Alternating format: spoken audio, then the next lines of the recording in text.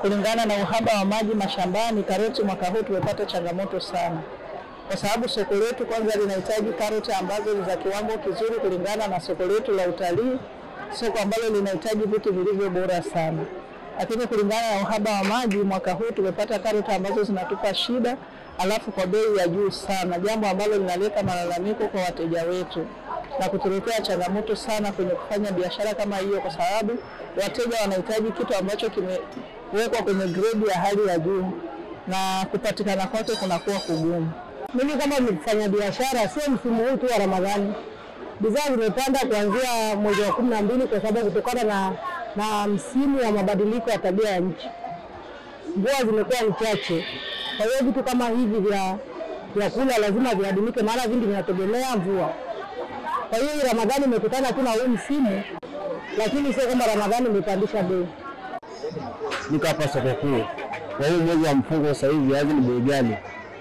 Walikuwa wanatuzia gunia 80,000. Sasa hivi 90,000. Kwa kweli viazi vimepanda na wateja ambao wanakuja kununua kuelewesha ni kazi.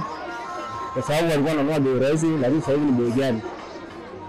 Changamoto za hapa ni mabadiliko ya bei. Kwa mfano kama leo mkulima anaweza kaleta mazao yake leo akauza kwa bei ambayo ni ya bei juu kidogo, alafu akaja tena mteja akanunua kwa bei ambayo ni rahisi.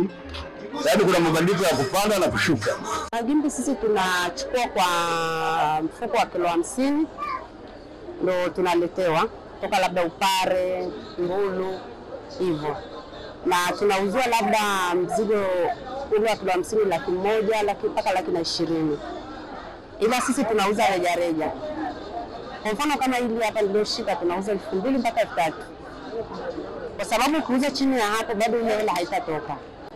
Mwezi wa Ramadhani hauna shida, kama ni bidhaa zilishapanda kabla ya mwezi wa Ramadhani kuanzia mwezi wa 11, 12 tayari vitu vilishakuwa juu.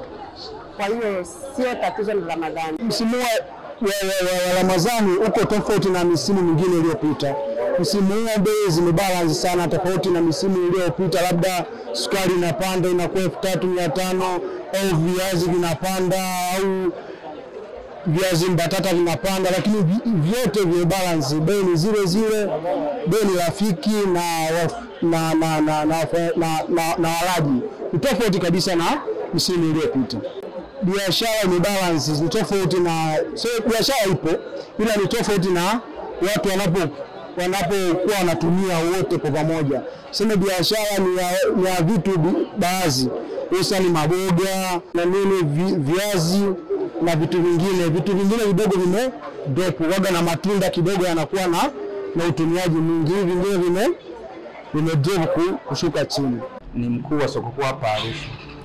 Kwa kipindi cha mwezi mtukufu wa Ramadhani pamoja na kipindi cha Kwaresma, hapa soko kuu shughuli za biashara zimeendelea kama ulivyokuwa utaratibu, ila mara nyingi kumezoeleka na kumekuwa na desturi kwamba kunapokuwa na vipindi kama hivi bei za mazao huwa zinaweza zikawa zina bei zaidi kuliko zile bei za kawaida. Imezoeleka hivyo na mara nyingi huwa inakuwa hivyo, lakini kwa sasa hivi hapa soko kuu mimi nikiwa nasimamia soko hili shughuli za biashara, hakuna bei ambayo imeenda tofauti na bei ile ambayo zilikuwa hapo awali. Mfano mchele kuanzia hapo awali unauza kilo moja shilingi 2,000 mpaka 3,000, mpaka sasa hivi ni bei ile ile. Tukiangalia mfano bei ya magimbi ni 2,000 mpaka 5,000, inategemeana na ukubwa wa magimbi, sambamba na miogo na mazao mengine. Kwa hiyo hakuna bei tofauti na zile bei ambazo zilikuwa hapo awali. Na sababu kuu zilizopelekea bei hizi kuwa himilivu katika kipindi hichi, moja ni wingi wa bidhaa ambazo zinaletwa hapa sokoni. Mfano viazi vinaletwa kwa wingi sana pamoja na magimbi na ndizi kwa ujumla wake. Kwa hiyo hii imepelekea bei kuwa katika haya ambayo sema stability, kwa na hali ile bei ya kawaida. Lakini pia kuna hii fursa ya Jumuiya ya Afrika Mashariki. Mfano viazi, wafanyabiashara hapa soko kuu wakiona bidhaa kwamba zipo kwa uchache, wanaenda Kenya wanachukua bidhaa wanaleta. Kwa hiyo kwenye hii fursa ya Jumuiya ya Afrika Mashariki imepelekea kuwa na bidhaa nyingi kwenye masoko yetu, hususan hii kanda yetu ya kaskazini. Kwa hiyo hii imekuwa ni moja kati ya faida kubwa sana. Lakini jambo lingine, sisi hapa soko mbali na hayo yote, lakini pia tumeweka utaratibu. Mfano tumeweka matangazo ya bei za bidhaa. Mfano nyama, ukienda mabuchani pale utakuta tumeweka tangazo linaonyesha kabisa nyama kilo moja shilingi hii hapa. Kwa hiyo uwazi wa bei umepelekea bei kuwa katika hali ya kawaida kama ilivyokuwa hapo awali.